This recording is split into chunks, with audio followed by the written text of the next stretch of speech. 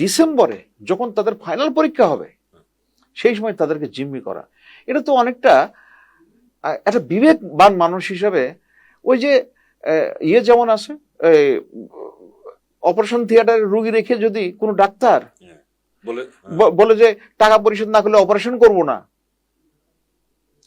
তাহলে তাকে আমরা কিভাবে গালাগালি করতাম, কিভাবে মূল্যায়ন করতাম।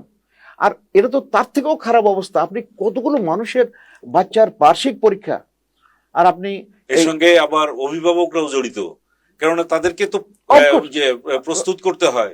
Right right right right. এবং এই পরীক্ষা হবে হবে না এরকম করতে করতে বাচ্চাদের প্রস্তুতি, তার বাচ্চাদেরকে মনে করেন যে ক্লাস 1 ক্লাস 2 3 বাচ্চা, ওদেরকে মানে পড়ার টেবিলে নিয়ে যাওয়াই কঠিন।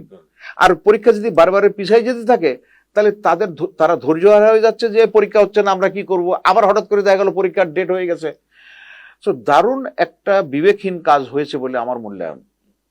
আমি কোনোভাবে এটাকে বিবেকবান মানুষের কার্যক্রম বলে আমার কাছে মনে হচ্ছে না।